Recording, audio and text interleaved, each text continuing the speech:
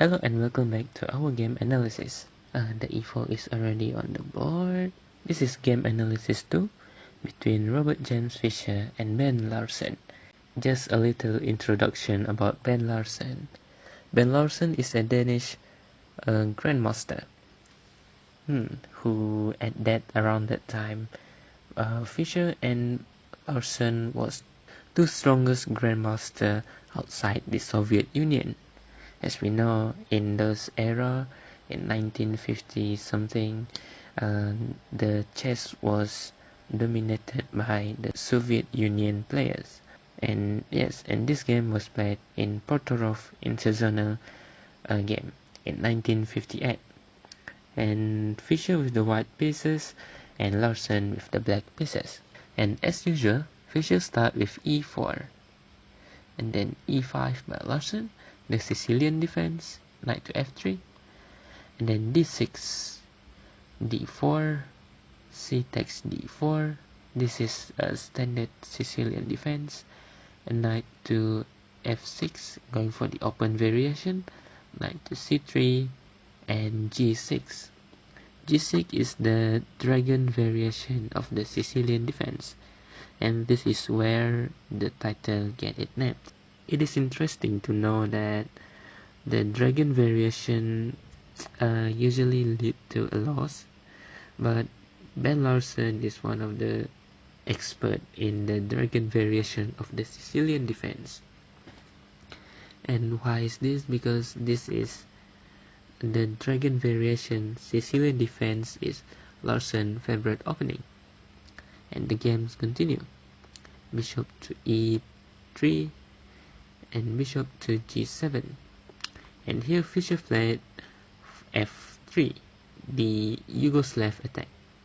And in the book, Fischer wrote that it is interesting to see that Yugoslav attack wins 9 out of 10 games for white. And that's why he tried Yugoslav attack against Larsen Sicilian defense dragon variation. The games continue. Larsen castle, and then queens to d2, the knight to c6, all standard stuff, bishop to c4, and the idea behind bishop to c4, other than developing, is to prevent black from pushing the d5.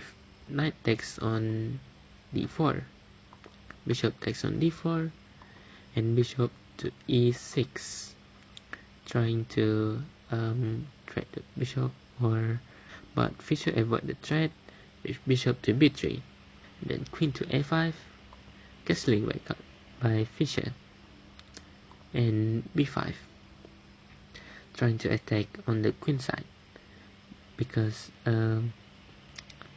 Fischer is castling on the queen side and Larsen is castling on the king side, so this will be a race on whoever attack first. And king to b1, basically trying to avoid any pin from the bishop if the bishop ever come to h6 square. And b4,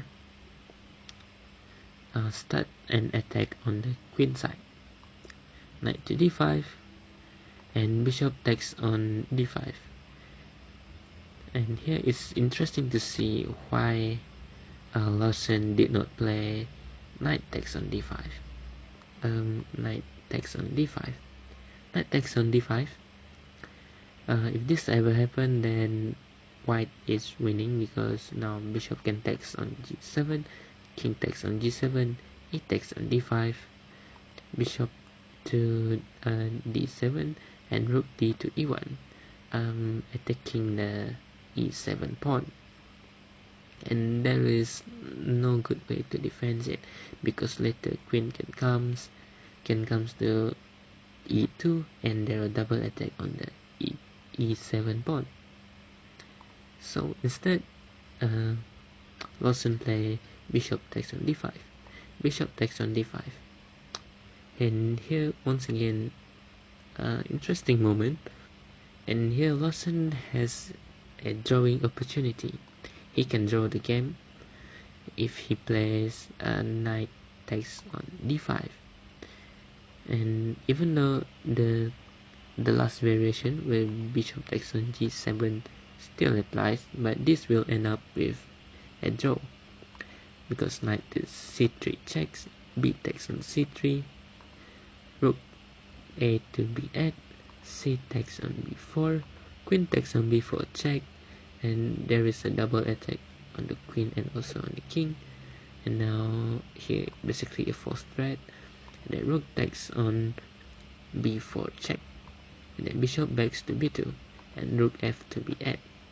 And here even though the position is, the black is attacking in this position, but white is pretty much safe over here, so this will lead to a draw.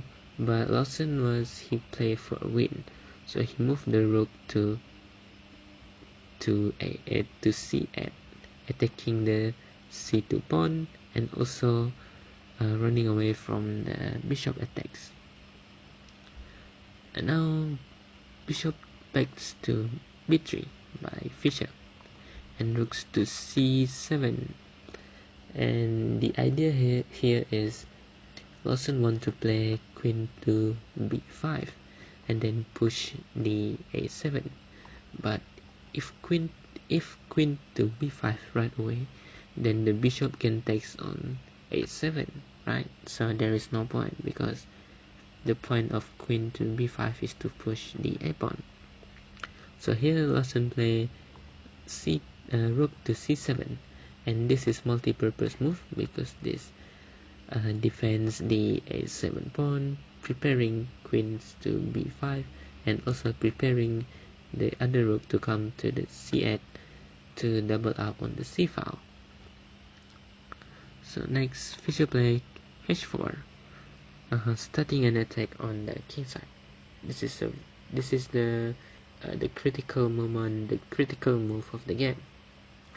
And then queen to b5 over here as planned, and h5. It is interesting to see that the position looks quite fine, but actually it is very complicated. h5 here, Larsen play rook f to c8, continue with his plan.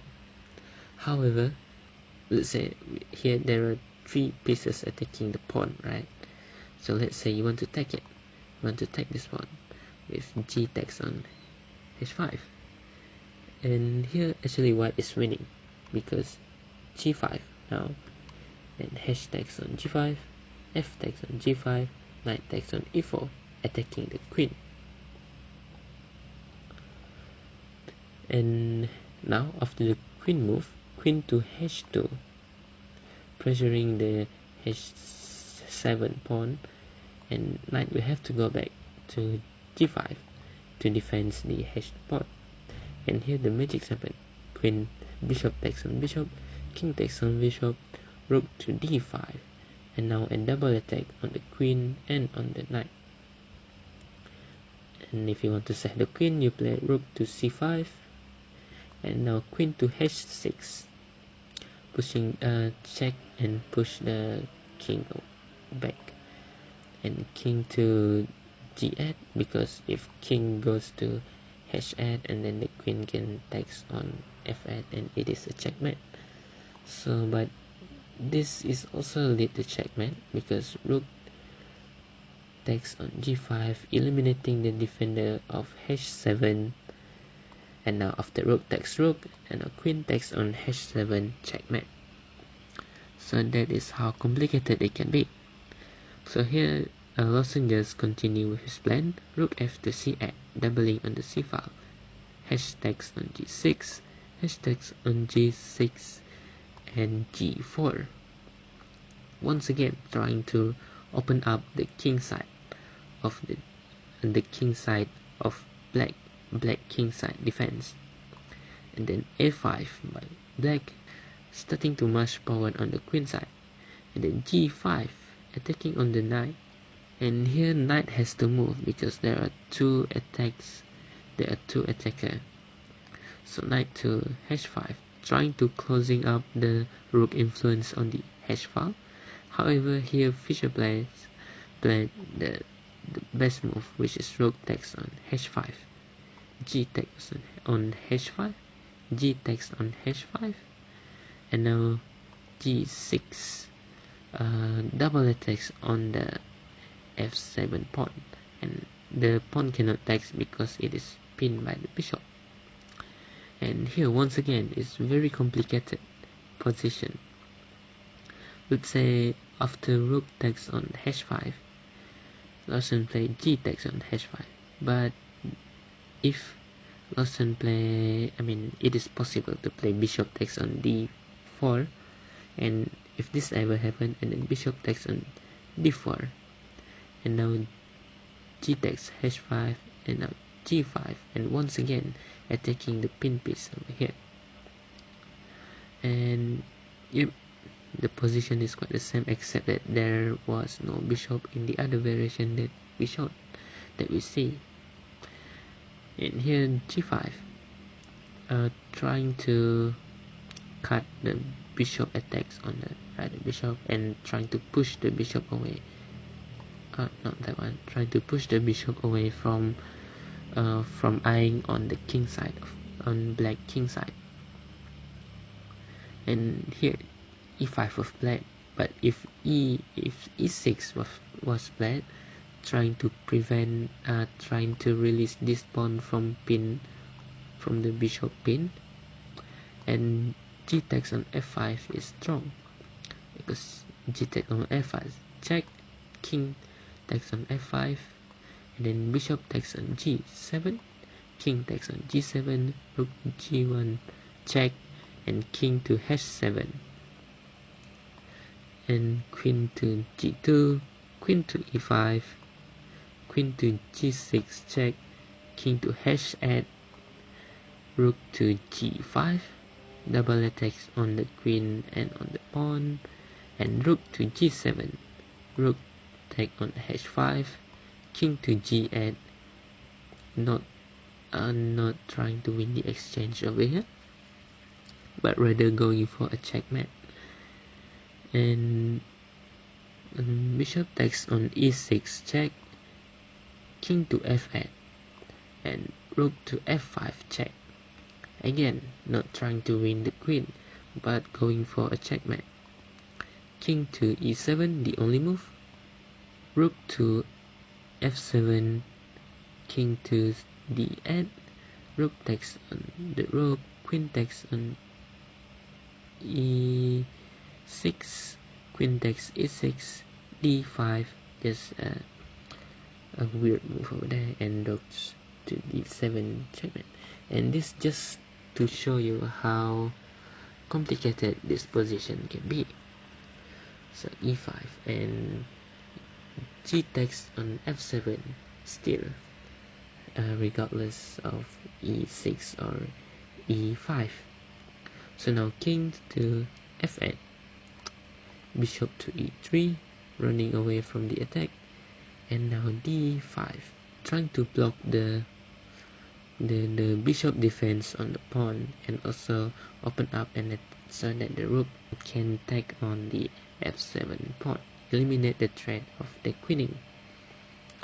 And also once again here, if for example Larsen was saying that you have a queening pawn that is almost 1 to queen, and I also have a pass pawn on your hash file. Let's say he pushed for h4 over here, and this will be met with queen takes on d6 check, and rook to e7, queen to d8, a beautiful sacrifice that never happened on the board. And then queen takes on d8, queen takes on d8 check, and the following happens: queen's defend 8, and then f takes on e8, queening check, and rook takes on e8, and then bishop to c5 checkmate.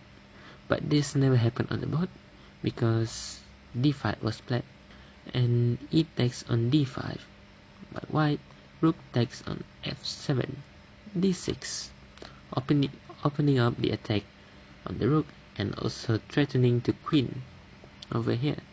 So rooks to f6. If the rook ever capture and then just move the queen forward. And now these, alright, I just show you this one. So if for example rook takes on f3 was played, so d7, and this open up the d6 square for the queen to check the king, and now rook to f6, bishop to g5, attacking the rook and pushing it away. Queen to b7, trying to defend or trying to intercept to d7.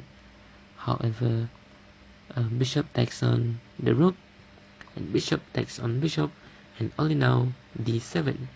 And here a useless attempt to stop the queening, rook to d8, and as we've seen before, the d6 square is already open. Fischer finished it with queen to d6. There is a better move in this position.